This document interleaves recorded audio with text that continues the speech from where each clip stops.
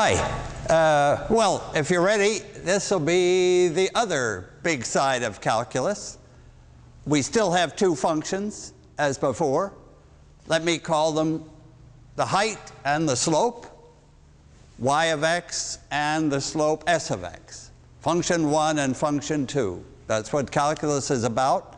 And earlier, we figured out how to go from function 1, if we knew that, how to find the slope. Of course, it was easy when function 1 was just a straight line, then the slope was just up divided by across. But when function 1 was curving,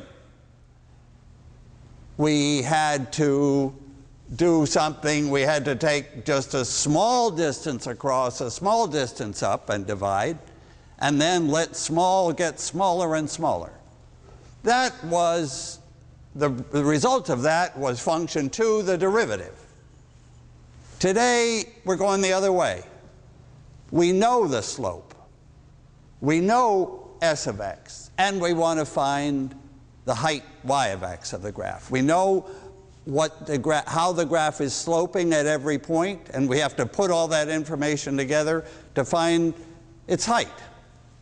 Okay, let me say the easiest way to do it when it works is to recognize, if we're given a formula for the slope, to recognize maybe we know a height that goes with it. Let me take an example. So the one most important case of a height is x to some power, x to the nth. That's one that everybody learns. When y is x to the nth, the result of this process that produces function 2 going in that direction is dy dx is that n comes down and we have one lower power. So if we happen to have that as our slope, that would be our height. Nothing more to do. But many other slopes are possible. Let's just stay with this another minute. What if the slope was x to the nth itself? What if we started with function 2 as x to the nth? Suppose dy dx is x to the nth power, like x squared. Where does x squared come from? Well, look at this rule. That rule said that for these power functions, the power drops by 1. So if I want to end up with x to the nth, going backwards, function 1 had better involve an x to the n plus 1. But that's not perfect, of course, because when I take the slope of that one, this factor, this power, this exponent, n plus n, will come down. Just as n came down to here, n plus 1 will come down, and therefore I better divide by n plus 1, so that when I do take the slope, when I do go to number 2, the n plus 1s will cancel, the power will drop by 1, and I'll have x to the nth. Okay, there's an example, quite a useful one, of going from step 2 to step 1 just by kind of recognizing what you want there. So this is one set that everybody learns. Another is sines and cosines, if you can fit it into that. Another is e to the x or log x. That's pretty much the list.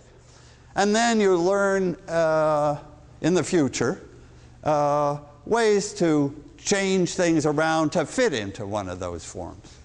But then, of course, there are many, many cases, many, many functions too that you can't fit into a form where you can recognize from some list, which you either have learned, or you find on the web, or you find in the calculator.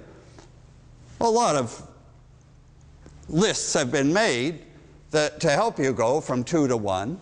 But today we have to understand what is the actual process. What is the reverse process to this one? And of course this one involved a limit as delta x went to 0, because always I have to remember that things can be curving, things can be changing. I can't assume that they're staying the same. And then the reverse direction. Maybe I just tell you first what the symbol is. If I have this s of x and I want to get back to y of x, so this is from 2 to 1. 1 will be y of x. The symbol for y of x will be, I'm just really wanting to draw that integral symbol.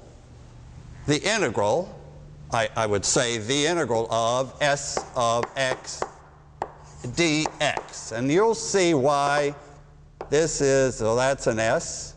You'll see why that's a reasonable way to write it. But of course, first we need the idea behind it. Okay, so how am I going to proceed? Step 1, I'll take steps. I won't try to get immediately to the case of continuous change. I'll take single individual steps. Let me do that. And then I'm going to take smaller steps. And then in the limit, I'm taking continuous steps. Okay, so first, big steps. So let me put down, for example, suppose I have y's. Suppose the y's stepped up like 1, 0, 1, 4, 9, 16, whatever. So those are heights, and of a graph that's sort of pieces of straight lines, only changing a few times. What would be the slopes? Going now, this is 1, going to 2, the slopes, s. Well, the slope, if the step size is 1 and I go up by 1, the slope will be 1. Here I go up by 3. Here I go up by 5. Here I go up by 7. So to go from there to there, I'm taking differences. I'm taking delta y's. These s's are delta y's. How do I go backwards? Suppose I gave you 1, 3, 5, 7. And I started y off at 0. How could you recover the rest of the y's? Well, that 1 plus 3 is the 4. 1 plus 3 plus 5 is the 9. 1 plus 3 adds 7 more. You're up to 16 and onwards. So if going this way is a subtraction at each step, going this way is a kind of running addition. I add up all the slopes to see how far I've climbed. Let me do a second example just to make that point. Let me start you, this time, let me start you with the slopes, because that's today's job. Suppose the slopes are 4, 3, 2, 1, 0. So if these were speeds, I would say, okay, I'm slowing down. I'm slowing down, but I'm still moving forward. Positive speeds, but putting the brakes on. What would be the distances if the trip meter start the trip meter at 0? Okay, then in the first second or hour, the first delta x, we would go 4. And what goes there? 7, right? I'm accumulating, adding up the distances. Here I was at 4, I went another 3 to 7, to 9, to 10. I didn't move, no speed, no 0 slope, stays flat. It's hit the top at 10. Okay. I could do this with any bunch of numbers, and I can do it with letters. So now I move from arithmetic to algebra. Algebra just means I'll do it with any letters, but I'm not yet doing it continuously, which is what calculus will do. Okay, so with letters, I have here y0, y1, y2, y3, y4, let's say. So those are the y's. Now what are the slopes between them if there's if the step across is 1? So that what are the steps upward? What are the delta y's? Well, y1 minus y0, y2 minus y1, y3 minus y2, y4 minus y3. And then my question is, these are the s's, these are the delta y's, you could say. These are the y's. What happens if I add all those delta y's? Do you see what happens? What happens if I add those 4 changes to get the total change? Well, when I add those, do you see that y1 will cancel minus y1, y2 will cancel minus y2, y3 will cancel minus y3? So the sum, can I use just a sigma symbol, but I'll just say sum and you know what I mean, of these delta y's is what? It's what happened after all those cancellations. Did everything cancel? No way. y4 is still there, minus y0 is still there. So it was y4 minus y0, the last y minus the first y. I'll just write y last minus y0, y first. Y end minus y start is the sum of the delta y's. Simple algebra. Reminding us again, though, and again and again, that the opposite, the inverse, to go the other way from 2 to 1, we add, where before we took, so we add pieces to get back to the y's. Okay. All right, this is looking, now I'm coming closer to what I want, but I'm moving toward calculus now. Okay, so calculus, I got there by delta y's over delta x's. So in moving toward calculus, what am I doing? I'm thinking of the changes delta y over smaller steps delta x. So it's really, I just want to take this step. I want to divide by delta x and multiply by delta x. Why do I do that? That's because it's this delta y over delta x that is the ratio, it's those ratios. Whatever the size of delta x is, and it's going to get smaller and smaller. I'm going to look at the change over very short steps. Then it's that ratio that makes sense. Delta y over delta x is a reasonable number. It's close to the s. It's close to dy dx, but it hasn't got there yet. I'm multiplying by the delta x, the small step that's going to 0 but hasn't got there yet. And I'm adding, and I get the last one minus the first one. Okay. Now, here comes the limiting step. So the limiting step will be the limit of this left-hand side, this sum. So in the limit, I'll have more and more and more things. How many?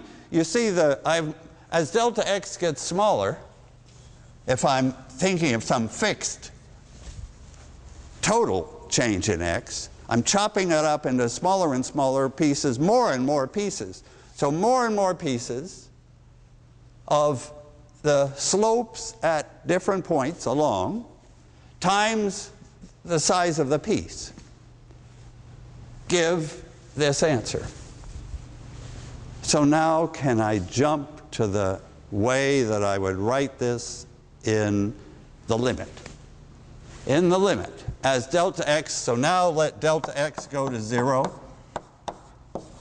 And I ask the right-hand side, y last minus y first, is not changing. Y at the end, I'll write something different, y end minus y start, just to make that same point again. But it's this that's changing as delta x goes to 0. This becomes dy dx.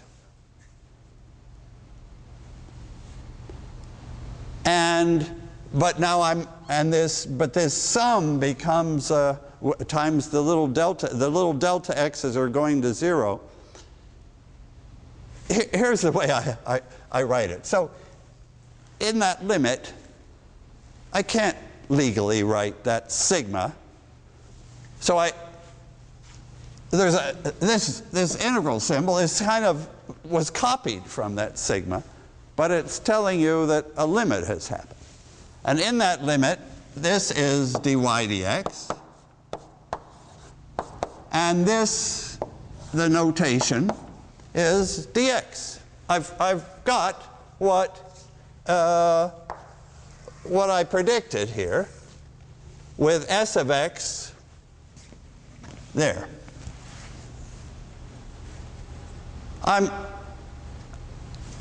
So what I hope this discussion has, by starting with numbers, by going to algebra, by looking at the sum of those things, which was simple, and then by going to the limit, which was not simple. So a whole lot of limit has been not fully explained, and I think the right thing to do now is to do an example. So let me move to an example. Okay. So I'll take a particular function and follow this process, this limiting process, and see what it gives. And it will give us function 1, and as a bonus, it will give us a new meaning for function 1. Okay, let's do it. So now I'm going to take a particular s of x. So here's x. Let me take s of x to be 2 minus 2x. I didn't want to take one totally simple that I already had started the lecture with, but it's not difficult either. We'll be able to see what's happening here. Okay, so let me graph it, because I want to do this now with the graph. So x is, at x equal 1, s of x is dropped to 0, where at 0, when x was 0, it started at 2. So it started somewhere here. Here was 1, it's halfway down. It's going to come down in a straight line. And let me stop there. It could continue, but let me call y end is going to be 0, and y start is going to be, we'll see about that, sorry. S at the end is 0. S at the end is 0. I don't yet know what y at the end is. It's not 0. Okay, so what's my idea? Well, not mine. Newton and Leibniz and a lot of people had these ideas. It's kind of interesting. So Archimedes, he goes way, way back before Newton, Leibniz, or anybody conceived of them.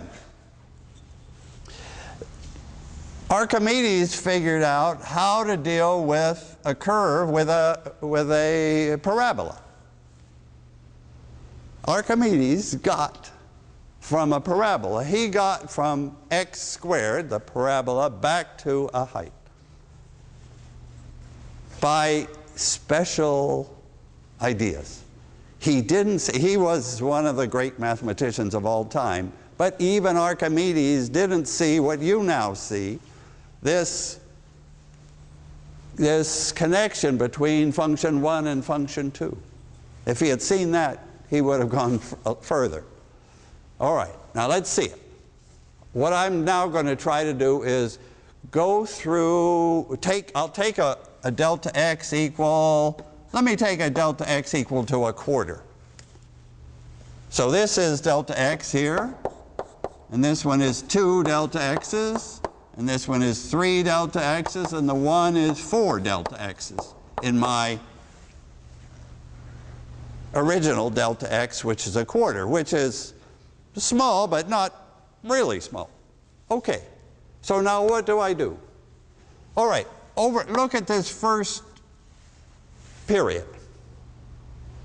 The slope, the s function, function 2. See, over here is going to be function 1. This is going to be the y, the integral of that. But I don't know what it is yet, so it's pretty open to question. Okay, so now let's get there. So the point is that over this interval, the slope is changing. It's changing a significant amount, not too much, but it's changing. And I don't know, from the algebra, I don't know how to deal with that. So I'm going to take the start, I'm just going to take a value within this, some value, and stay with it within that interval, and I'll take the starting value. So over this first delta x, I'm going to pretend that the slope stays at 2. So I'm pretending that this is my slope function. And then over my next delta x, I'm going to pretend that it stays at that's probably 1.5. And then I'm going to pretend that it stays at 1, and then I'm going to pretend that it stays at 0.5. Okay. Right? It's like, if you allow me to go back to distance and speed, I'm chopping up the full time, the day, let's say, into 4 pieces. And in each piece, the speed is changing, which I'm not ready to deal with, which algebra isn't ready to deal with. So the best I could do was say, okay, suppose the speed is constant at what it was at the start of that short time. So those would be delta t's rather than delta x's. The s would be representing speed, but no difference in the picture. Okay, so now let me do these things. So I'm taking s. Now I'm going to do this addition, which won't give me exactly the right y, because those rectangles are not exactly right. But I'll get them better by taking smaller delta x's. Let me see, what do I have here? Okay, over this first time, I have my slope, which I'm taking to be 2. So that's the delta y over delta x. That's the s. And the times the delta x. And then, and what is that? We might as well just face it, that 2 times that delta x, we can think of that as the area in that tall, thin rectangle. Well, I've introduced the word area for the first time. It never showed up on the previous board. It's the extra insight that's coming today. Okay, now over the second short period, I'm going to fix my speed at 1.5. 1.5 times delta x, because my speed, I'm setting at 1.5, and this is how long I go. So this is a distance, or a change in height, a change in y. And you see what's coming. The next one will be a 1 times the delta x, and the last one will be a half times the delta x. Okay? Yeah. This is adding the way I did in the algebra. Okay. And what do I get? Well, this, again, is the area of that piece.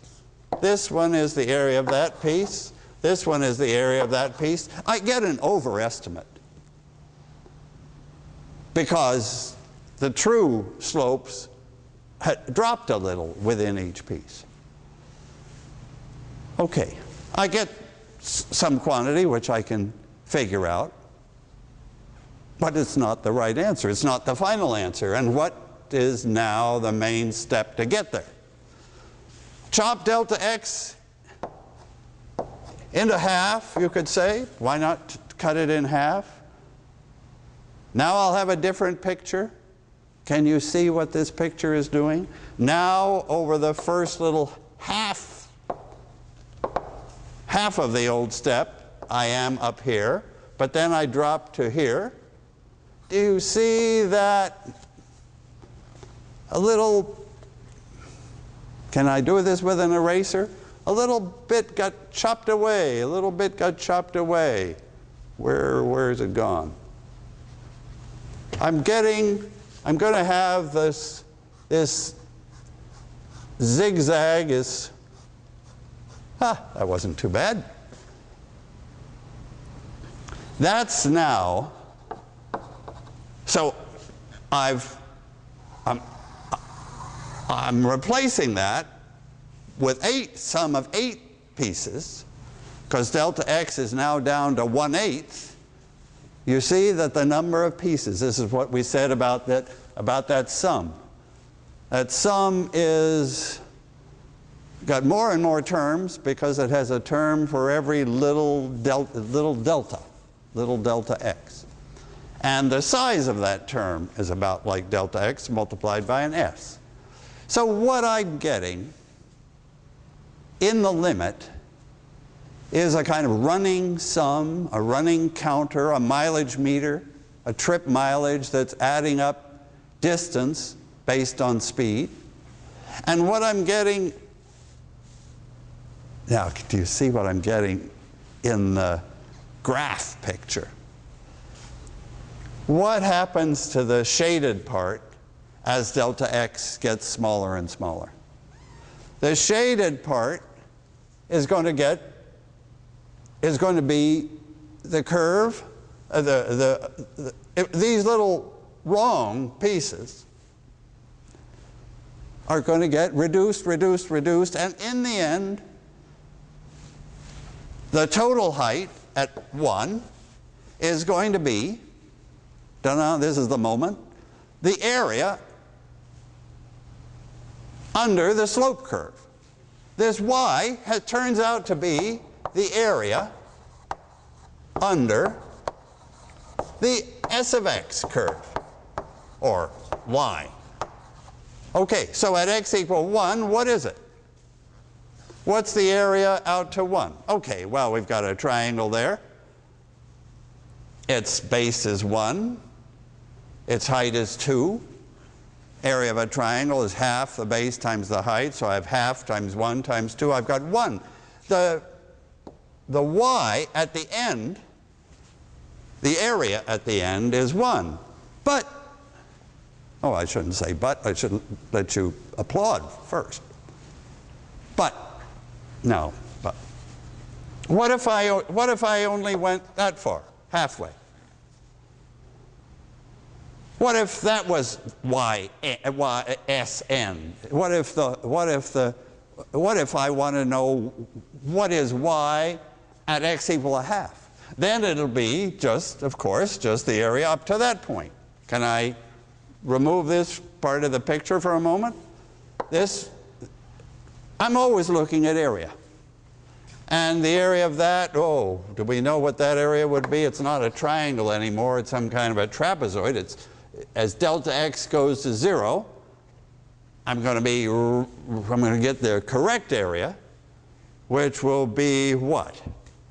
Let's see, I have a half as the base, and the average height is about 1.5. Can I do that little calculation? The base is 1/2, and the average height is 1.5. I think I get 3/4. So halfway along, it's got up to 3/4. Where is 3/4? So this is 1, this is 3/4, this is 1/2, this is 1/4. So at 1, it's at 3/4. Oh, no, it's halfway along. Yeah, halfway along, it's at 3/4. Okay. I would like to know that graph now. I'm ready to jump to the limit. And let me do it the way I said at the very start of the lecture. Let me take this and try to guess. So what? Taking a shortcut. Because do we go through this horrible process every time we want to do an integral? Of course we don't. The best way is, can we find a y function, a function 1, that has that derivative? Let's just try it. I'm allowed to take it in 2 pieces. That's a very valuable fact. So what has the derivative 2? If the slope is 2, what's the function? If the speed is 2, what's the distance? It's constant speed 2 times the total distance. The slope of the 2x line is 2. Clear. What about the 2x? What has the slope? Which function has the slope 2x? Well, we saw it over here. The function that has the slope 2x is x squared. Because when I take the slope of x squared, the 2 comes down. I have the 2, so the 2 shows up. I have 1 smaller power, x to the first power. This is the correct y, and I hope that my graph gets those points right. At x equal to 1, this is 2 minus 1. This is the correct height 1. At x equal to, what was that? That was 1/2? All right, here's the moment of truth. Now set x equal 1/2, and what do you get for this y? You get 2 times 1/2, that's 1, minus 1/2 squared, 1/4. Hey, miracle, 3/4. This area I figured to be 3/4, and this approach also gave 3/4. Either way, multiplying those is 3/4, subtracting those is 3/4. So my graph, what does my graph look like? What does the graph of that look like? Its slope at the start, what's the slope at the start? The slope at the start is s at the start. And s at the start, when x is 0, the slope is 2. So it starts out with a slope of 2. But it's slowing down. It's like this, a little bit like this one, where s was, the car was slowing down. We're not picking up distance so quickly. We're not picking up height so quickly. But we're still going forward. We're still picking up some height. So it starts with a slope of 2, bends around to there. And I guess maybe that is, yes. That's almost, picture's almost good, but not great. So the slope is 2, and there. And what is the slope at this point? You can't tell from my picture, which isn't like perfect. The slope, I'm told what it is. When x is 1, the slope is 2 minus 2. Slope 0. The slope is 0. We're not picking up any more height, any more area. And of course, that's right. When, at this point, we're not picking up more area. If I continue beyond here, we're losing area, because below the axis, I'll count as negative area. Just because, if it was speed, I'd be going backwards. That's what will happen here. I'll start down. So that, if that continued, this would still be the correct thing to graph. If I do graph it, that's actually the top at x equal 1, and then it starts down, and probably by, I don't know where, x equals something, maybe by x equal 2, oh yeah, you can see, by x equal to 2, it's got down to 0 again. When x is 2, this is now 0, and you can see that when x is 2, we'll have the bad area, the car going backwards, will be identical to the forward area. Total area is 0, and I'll be at this point when x is 2. Okay. Let me just recap a moment. Today was about going from function 2 back to function 1. The quickest way to do it is to find a function 1 that gives that function 2, and then you're in. But if you can't do that, or if you want to understand what the real behind it limiting process is, it's like the algebra, but it's this expression here that's concealing so much mathematics. Delta x going to 0, these ratios going to the actual function, and the delta x I replaced by the symbol dx indicating an infinitesimal. We'll see it more. Thank you. This has been a production of MIT OpenCourseware and Gilbert Strang. Funding for this video was provided by the Lord Foundation. To help OCW continue to provide free and open access to MIT courses, please make a donation at ocw.mit.edu/donate.